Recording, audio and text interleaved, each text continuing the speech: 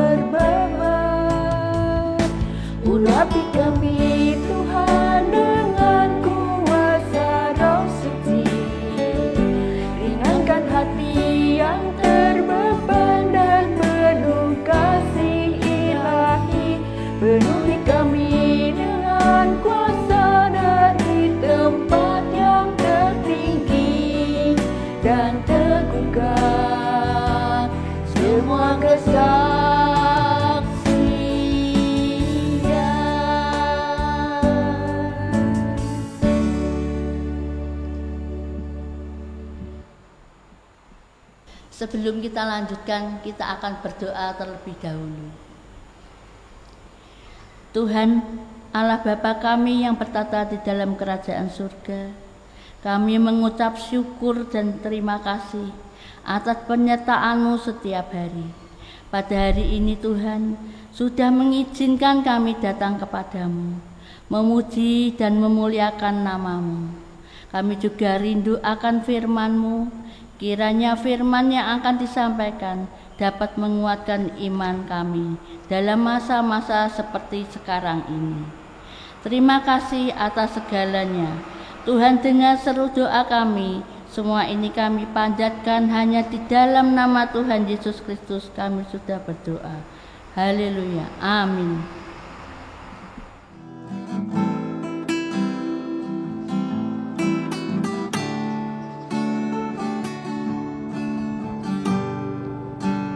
Shalom Ibu Bapak, saudara yang terkasih di dalam Tuhan. Di dalam kesempatan yang baik ini, saya mengajak kita untuk merenungkan sebuah kebenaran firman Tuhan di dalam kitab 2 Raja-Raja pasal 5 ayat 1 sampai ayat yang ke-5a.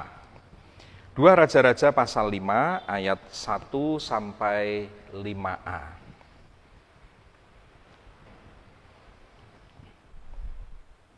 Demikian bunyi firman Tuhan. Naaman, panglima Raja Aram, adalah seorang terpandang di hadapan tuannya dan sangat disayangi, sebab oleh dia Tuhan telah memberikan kemenangan kepada orang Aram. Tetapi orang itu seorang pahlawan tentara sakit kusta. Orang Aram pernah keluar bergerombolan dan membawa tertawan seorang anak perempuan dari negeri Israel.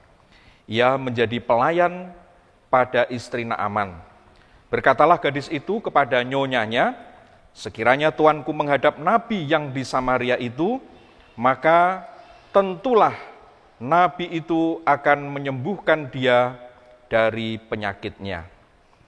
Lalu pergilah Naaman, memberi taukan kepada tuannya, katanya, begini-beginilah dikatakan oleh gadis yang dari negeri Israel itu.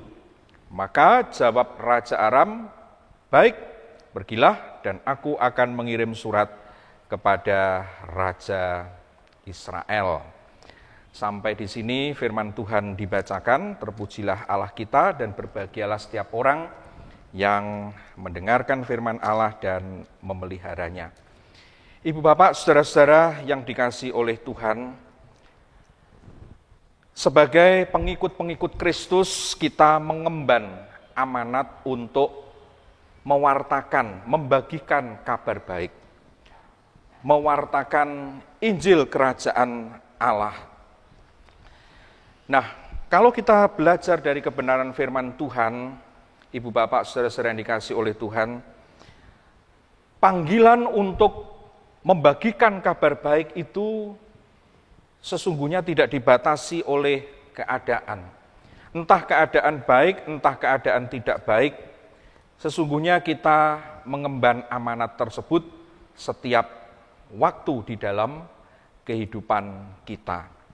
Nah, tetapi kita juga sadar bahwa ketika keadaan baik tentu bukanlah hal yang terlalu sulit bagi kita untuk mewartakan atau membagikan kabar baik itu.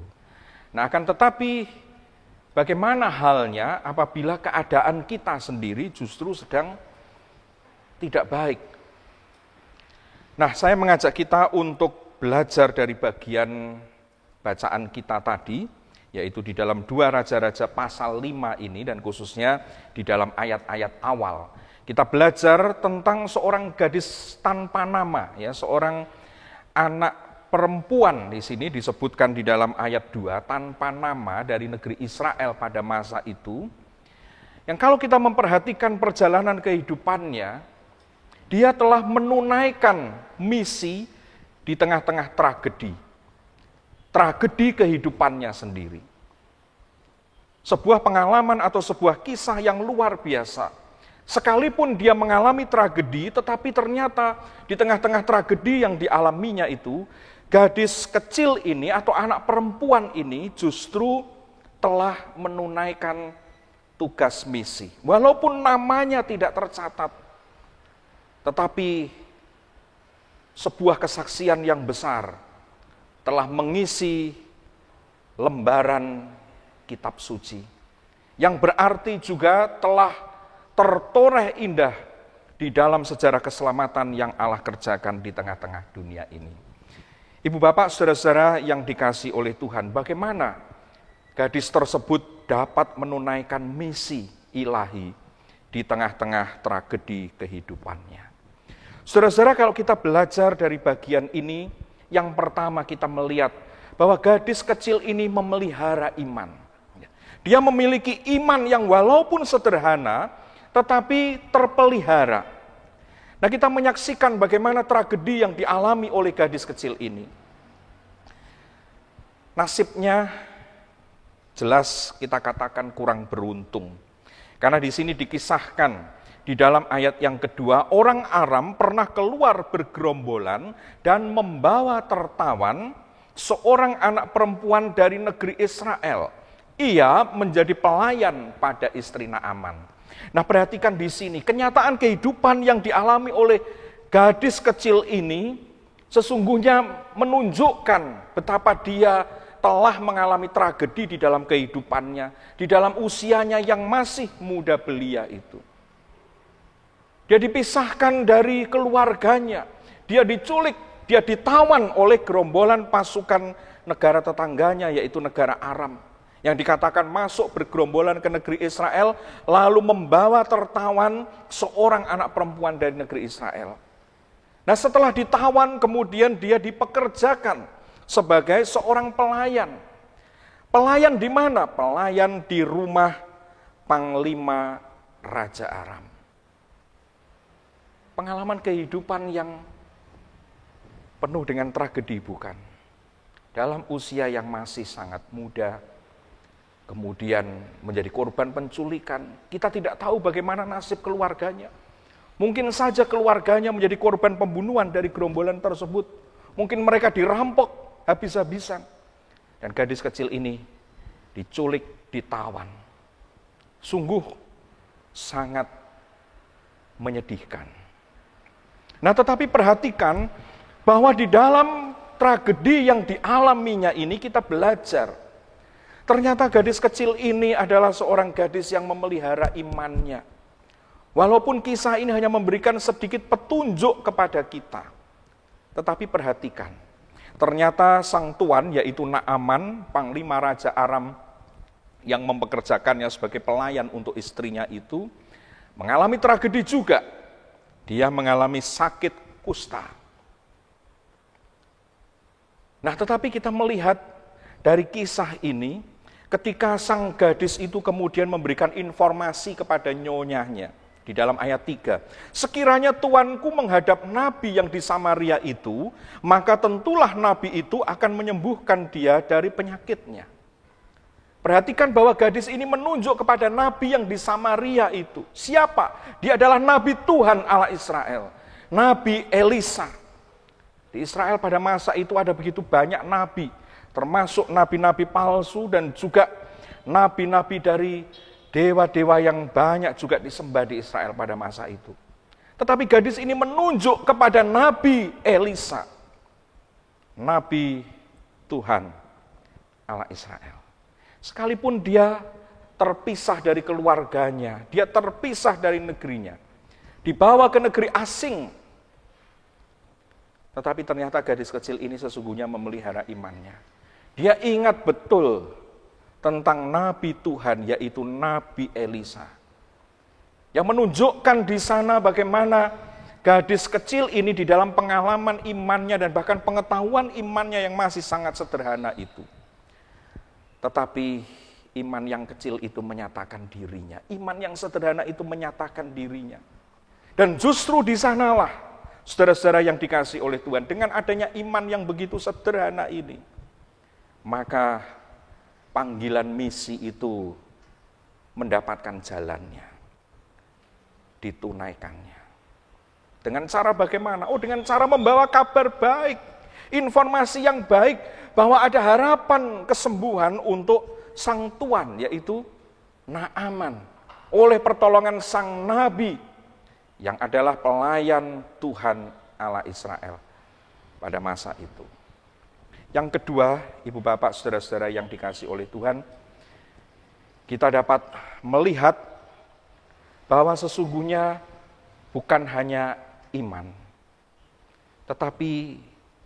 gadis kecil ini tetap memiliki pengharapan di dalam Tuhan. Di tengah-tengah tragedi kehidupan yang dialaminya, selain imannya tidak gugur, tetapi kita melihat, saudara-saudara, bahwa gadis ini ternyata tetap memiliki pengharapan di dalam Tuhan. Oke, betul bahwa saat itu nasibnya tampaknya tidak baik. Tragedi dialaminya. Dia diangkut sebagai budak ke negeri tetangga, yaitu negara Aram. Dan menjadi seorang budak, menjadi seorang pelayan. Bukan nasib yang baik, bukan pengalaman hidup yang menyenangkan. Nah, tetapi perhatikan bahwa di dalam situasi yang seperti itu kita melihat bahwa gadis kecil ini tidak kehilangan pengharapan yang didasarkan atas imannya dalam kehidupannya itu. Ada begitu banyak orang yang ketika pergumulan berat terjadi, timbul kekecewaan kepada Tuhan, imannya terguncang, lalu pengharapannya di dalam Tuhan juga rontok. Seolah-olah tragedi itu adalah akhir dari segala-galanya. Boro-boro kemudian mengemban misi Tuhan, membagikan kabar baik. Mungkin yang akan keluar dari mulutnya hanyalah keluh kesah, kekecewaan terhadap Tuhan, bahkan mungkin kemarahan kepada Tuhan. Bagaimana mungkin bisa berbagi kabar baik dengan orang lain? Tapi perhatikan gadis kecil ini. Ternyata di tengah-tengah tragedi yang dialaminya, saudara-saudara, dia tidak menjadi kecewa terhadap Tuhan, dia tidak menjadi kehilangan pengharapannya di dalam Tuhan. Kita melihat justru ketika sang tuan yang mengalami sakit kusta itu, dia mengeluarkan kalimat pengharapan yang dibagikannya kepada sang tuan. Sekiranya tuanku itu menghadap nabi yang di Samaria itu, niscaya dia akan menyembuhkan dia dari penyakitnya. Dia bisa berbagi pengharapan kepada orang lain justru oleh karena apa?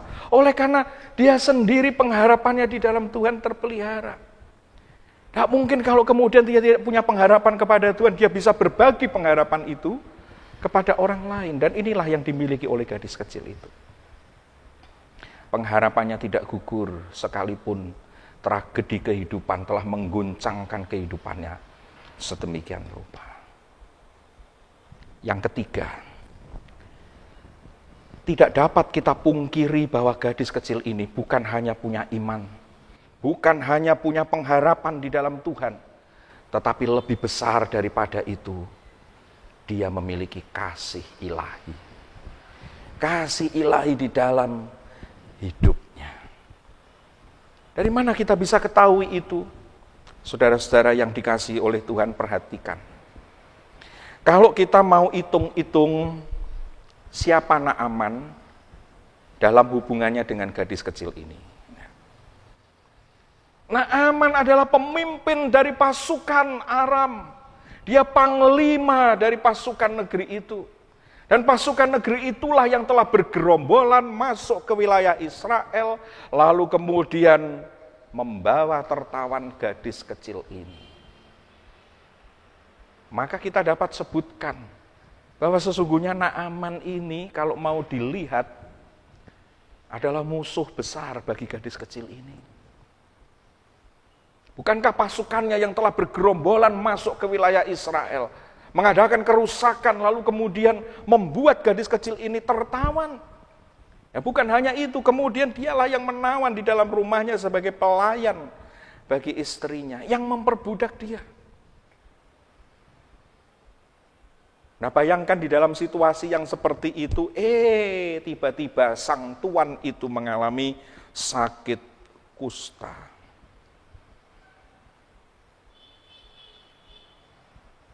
Apa yang kemudian wajar terjadi? Yang wajar terjadi sesungguhnya adalah, nah tuh, rasain kamu. Kamu yang sudah mencelakakan hidupku, yang sudah menghadirkan tragedi bagi hidupku, sekarang Tuhan membalas semua kejahatanmu. Tetapi ternyata bukan itu yang ada di dalam pikiran gadis kecil itu. Ketika melihat Naaman, tuannya itu mengalami sakit kusta, Yang pada waktu itu saja orang punya pikiran ketika seseorang mengalami sakit kusta, orang akan cenderung berpikir bahwa itu adalah penyakit kutukan Tuhan, hukuman Tuhan. Tetapi perhatikan gadis kecil ini, ternyata bukan itu yang dia pikirkan. Sebaliknya dia berpikir bagaimana sang Tuan ini mendapatkan jalan kesembuhan. Kalau bukan kasih ilahi, ibu bapak saudara yang dikasihi Tuhan, apalagi namanya. Dia memberikan kabar baik yang sederhana saja. Dia hanya menyampaikan sebuah informasi, kemungkinan. Begitu. Seandainya tuanku menghadap nabi yang di Samaria itu, tentulah nabi itu akan menyembuhkan dia dari penyakit.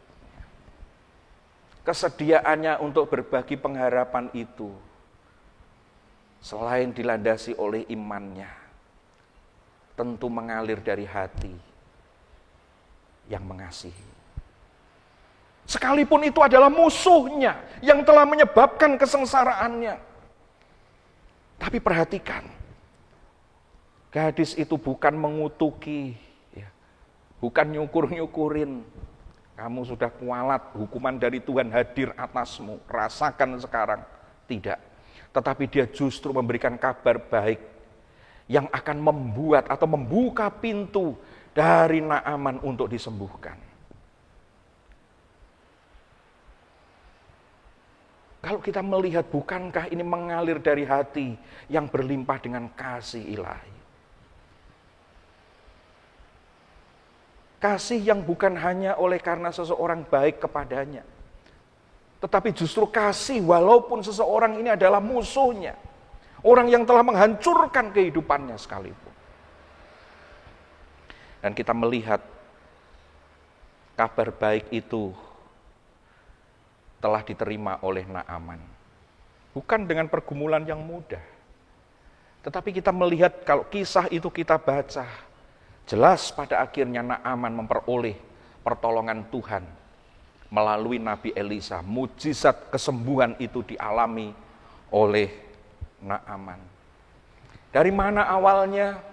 Dari informasi, kabar baik yang diberitakan oleh gadis kecil yang menjadi korban penawanannya itu. Gadis kecil yang walaupun imannya begitu sederhana, pengharapannya di dalam Tuhan terus menyala, dan lebih daripada itu kasih ilahi itu hadir di dalam hatinya. Dibagikannya kepada sesama manusia, walaupun itu kalau dihitung-hitung adalah orang yang sudah membuat hidupnya menderita. Inilah yang membuat gadis kecil ini sekalipun mengalami tragedi di dalam kehidupannya, tetapi kita melihat justru di dalam segala kesederhanaannya, dia telah menunaikan misi ilahi yang diembannya sebagai umat Tuhan, sebagai bagian dari umat Tuhan. Ibu bapak, saudara-saudara yang dikasihi oleh Tuhan. Jadi kita melihat di dalam kisah ini, bagaimana gadis kecil ini dapat menunaikan misi, sekalipun tragedi kehidupan dia alami sendiri. Dia memelihara imannya. Betapapun iman itu sederhana, tetapi terpelihara dengan baik.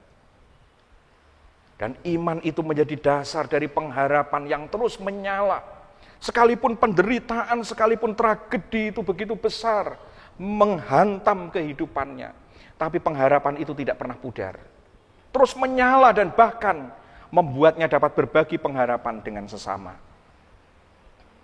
Dan pada akhirnya, yang lebih besar dari semuanya itu adalah kasih ilahi yang mengalir di dalam hatinya. Tidak menghalanginya untuk mengasihi sesama manusia yang walaupun kalau dihitung-hitung, patutlah itu disebut sebagai musuh. Patutlah itu disebut sebagai biang penderitaannya. Patutlah itu disebut sebagai penyebab tragedi di dalam kehidupannya. Luar biasa bukan kalau kemudian pada akhirnya Naaman sampai memproklamasikan dirinya di hadapan Nabi Elisa, komitmennya, kalau kita membaca di dalam ayat yang ke-17. Naaman berkata demikian, "Jikalau demikian, biarlah diberikan kepada hambamu ini tanah sebanyak muatan sepasang bagal, sebab hambamu ini tidak lagi akan mempersembahkan kurban bakaran atau kurban sembelian kepada Allah lain, kecuali kepada Tuhan." Luar biasa, bukan? Dari iman yang sederhana yang terus dipelihara oleh gadis kecil itu, dan menghadirkan pengharapan sekalipun di tengah-tengah tragedi kehidupan, dan digerakkan oleh kasih ilahi yang begitu dahsyat. Bukan saja membuat sesamanya yang sedang menderita beroleh kabar baik, disembuhkan, tetapi lebih daripada itu, iman yang baru tumbuh, dinyatakan dengan sebuah komitmen. Hari itu dia bertekad untuk beribadah hanya kepada Tuhan Allah Israel. Ibu bapak, saudara-saudara yang dikasihi oleh Tuhan, kita belajar prinsip bermisi yang begitu luar biasa, bukan? Tidak perlu seseorang untuk menjadi fasih lidah, pintar bicara, pintar berkhotbah. Tidak perlu seseorang memiliki ilmu teologi yang tinggi. Tidak perlu seseorang harus memiliki kekayaan yang banyak. Tidak perlu seseorang harus memiliki nasib yang baik-baik saja di dalam kehidupannya. Tetapi perhatikan, ketika seorang anak Tuhan yang begitu sederhana, di tengah-tengah tragedi kehidupannya bersedia untuk memelihara imannya walaupun begitu sederhana, pengharapannya di dalam Tuhan akan terus menyala. Dan oleh kasih yang besar, niscaya itu akan dibagikan. Kabar baik itu akan mengalir dari mulutnya. Yang dilakukan oleh gadis kecil ini bukankah tampak begitu sepele saja? Sebuah kalimat, tetapi kalimat yang pendek itu adalah kabar baik yang dahsyat. Oleh karena ada iman yang menyertainya, ada pengharapan yang terus menyala, dan kasih ilahi yang berkobar-kobar. Marilah kita memohon kepada Tuhan supaya kepada kita senantiasa dikaruniakan iman, pengharapan, dan kasih itu menyala di dalam diri kita, sehingga apapun juga kenyataan kehidupan kita, bahkan ketika tragedi menimpa kita, kita dapat menunaikan tugas misi itu di tempat-tempat yang mungkin kita tidak pernah pikirkan sebelumnya. Kiranya nama Tuhan dipuji dan dimuliakan. Terpujilah nama Tuhan. Diberkatilah saudara sekalian. Amin. Kiranya firman yang sudah kita dengar dapat menambah kekuatan bagi kita semua. Untuk menanggapi firman Tuhan, kita akan menyanyikan lagu "Berikan Hati Seperti Hatimu".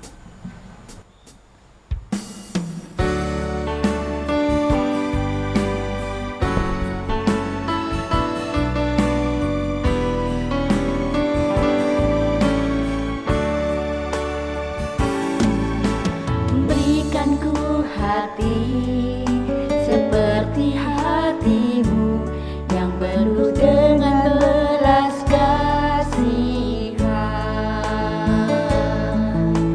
Berikanku mata seperti matamu, memandang tuaian di sekelilingku. Berikanku tanganmu untuk melakukan tugasmu. Berikanku kakimu melangkah dalam rencanamu.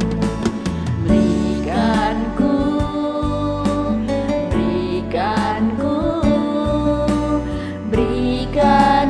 hatimu.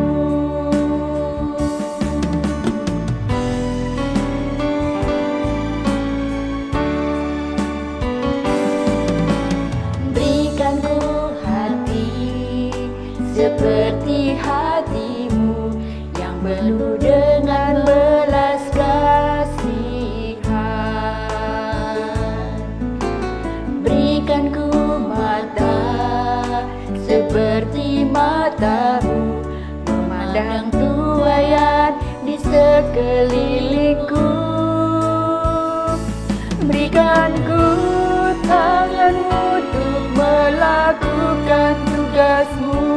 Berikan ku kakimu melangkah dalam rencanamu. Berikan ku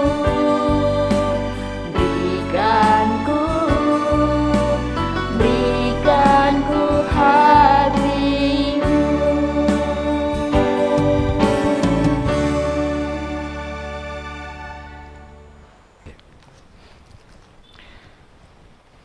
Di penghujung persekutuan kita, mari kita bersatu hati, memanjatkan doa kita, dan memohon berkat Tuhan. Mari kita berdoa. Bapa Surgawi, demi nama Tuhan kami Yesus Kristus, kami menaikkan puji syukur kehadirat-Mu ya Tuhan, atas pemeliharaan Tuhan di dalam kehidupan kami, di tengah-tengah situasi yang penuh dengan keprihatinan pada saat ini. Bukan hanya kami alami, tetapi dialami oleh seluruh dunia. Wabah yang begitu mengejutkan dan telah mengguncangkan seisi dunia ini, menyatakan kepada kami betapa lemah dan terbatasnya kami manusia ini. Betapa rapuhnya kami, sekalipun kami memiliki kecakapan-kecakapan untuk membangun, kecakapan-kecakapan untuk membuat perencanaan-perencanaan yang hebat, matang, dan teliti. Namun di dalam kenyataannya ya Tuhan, pandemi COVID-19 ini menyadarkan kami betapa kami ini lemah dan terbatas. Dan kami sadar bahwa di dalam semuanya itu, kepada siapa kami berlindung kalau bukan kepadamu. Kalau kami ada hingga saat ini Tuhan, kami meyakini bahwa semuanya itu hanya oleh karena belas kasihan Tuhan. Dan lebih daripada itu kami sadari juga kalau kami masih dibiarkan hidup oleh Tuhan sampai saat ini, maka sesungguhnya kami mengemban tanggung jawab. Tanggung jawab untuk membagikan kabar baik. Kabar baik yang telah dimeteraikan oleh karya Allah di dalam Tuhan Yesus Kristus. Injil Kerajaan Allah. Bahwa kami manusia berdosa yang sepatutnya binasa, beroleh kasih Allah yang besar, penebusan di dalam Tuhan Yesus Kristus.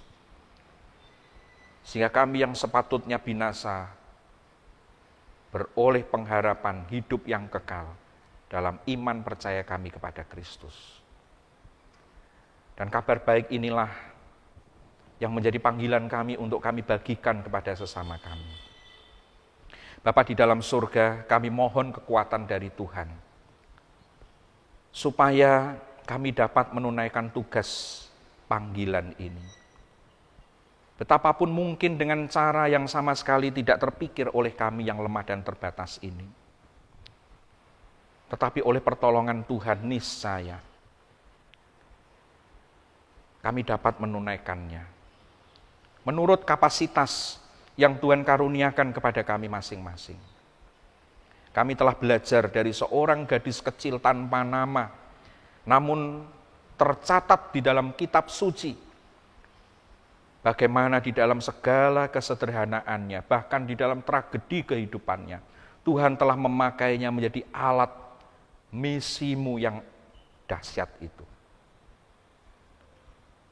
Karuniakan kepada kami iman, pengharapan, dan kasih yang membuat gadis kecil itu telah berdaya untuk menunaikan tugas misi di tengah-tengah tragedi kehidupannya. Bapa di dalam surga, kami berdoa untuk Komisi Pekabaran Injil GKMI Kudus khususnya. Tuhan memberkati saudara-saudara kami yang ada di dalamnya. Kiranya semangat untuk terus membagikan kabar baik kepada sesama manusia berkobar. Bahkan di tengah-tengah keterbatasan dan kelemahan manusiawi, Tuhan pakai. Lebih daripada itu, Bapa di dalam surga, kami juga memohon pertolongan Tuhan kepada seluruh umat-Mu. Karena sesungguhnya hakikat mewartakan kabar baik Injil Kerajaan Allah itu adalah panggilan kami semua. Bukan hanya yang tergabung di dalam Komisi Pekabaran Injil, tetapi seluruh orang beriman memiliki tanggung jawab ini di dalam peran masing-masing. Maka semangat ini kiranya senantiasa ada. Terlebih di tengah-tengah tragedi yang sedang melanda seluruh dunia hari ini. Ada begitu banyak orang yang membutuhkan kabar baik, bukan hanya di dalam perkataan tetapi juga di dalam tindakan kasih. Tuhan, kami memohon kekuatan bagi seluruh umat-Mu untuk melaksanakan mandat ini. Berbagi kabar baik, demikian juga berbagi berkat Tuhan. Betapapun itu kecil dan sederhana. Berkatilah seluruh umat-Mu ya Tuhan. Demikian kami berdoa memohon kepada Tuhan pada saat ini, supaya kiranya pandemi ini segera berakhir. Tuhan, kami lemah dan terbatas. Kalau bukan oleh pertolongan Tuhan, niscaya kami semua akan dihancurkan. Tidak ada seorang pun yang dapat bertahan. Karenanya kami memohon kemurahan-Mu ya Tuhan, supaya pandemi ini segera berakhir. Kami memohon kesembuhan atas mereka yang sedang sakit oleh karena wabah ini. Demikian juga Tuhan, kami berdoa bagi tenaga-tenaga medis yang berjuang untuk memberikan pertolongan kepada mereka yang telah mengalami sakit oleh karena serangan virus ini. Mereka pun juga adalah orang-orang yang rentan untuk tertular. Dan kami melihat sudah begitu banyak di antara mereka yang juga menjadi korban. Tuhan, kami mohon belas kasih Tuhan, perlindungan Tuhan atas mereka semua. Tetapi juga karuniakan ya Tuhan, kepada mereka semua kewaspadaan ketika melaksanakan tugas mereka. Supaya dengan kewaspadaan yang ada, mereka pun akan dapat dilindungi dari risiko tertular. Demikian Bapa di dalam surga, kami memohon berkat Tuhan, hikmat Tuhan atas pemerintah negeri kami, bahkan pemerintah-pemerintah di seluruh dunia, supaya dengan kebijaksanaan yang dari Tuhan, mengambil keputusan-keputusan terbaik untuk dapat menyelamatkan rakyat negeri masing-masing dari akibat yang ditimbulkan oleh serangan wabah ini. Baik yang ada sekarang maupun akan datang, terutama masalah-masalah sosial, ekonomi yang menyertainya. Bapa di dalam surga, bagi kami manusia semuanya itu tampak menakutkan. Tetapi Tuhan, Engkau berkuasa atas segala sesuatu, maka kami berlindung dan berserah hanya kepadamu. Terima kasih Bapa di dalam surga, kini kami memohonkan berkat Tuhan dilimpahkan atas seluruh umat-Mu. Saudara-saudara yang dikasihi Tuhan, arahkan hati kepada Tuhan dan terimalah berkat-Nya.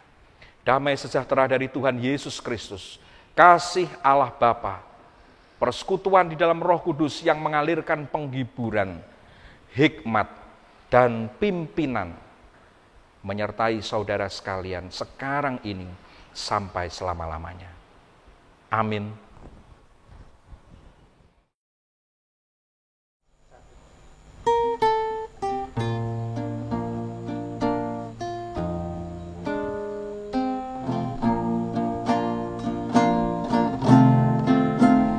Kalaku memandang sekelilingku, badai dan gelombang menghempas, menderu, takut dan khawatir mencekam jiwaku. Nyaris reduplah iman dan asaku. Sayu bergema dalam hatiku. Firman Tuhan yang kuatkan jiwaku. Serahkanlah khawatirmu kepada Allah dalam doamu dan bersyukurlah. Maka ku berteluh dan tunduk berdoa, serahkan diri dan berlindung padanya. Belajar bersyukur meski di tengah badai. Ku percaya badai hidup pasti berlalu.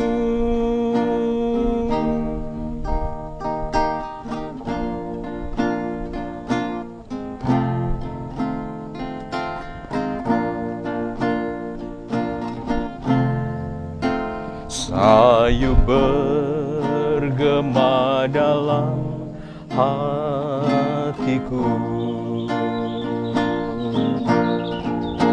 Firman Tuhan yang kuatkan jiwaku.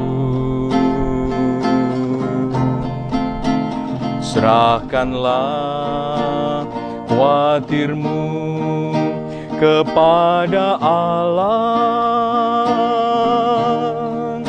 dalam doamu dan bersyukurlah. Maka ku berteluh dan tunduk berdoa, serahkan diri dan berlindung padanya. Belajar bersyukur meski di tengah badai. Ku percaya badai hidup pasti berlalu.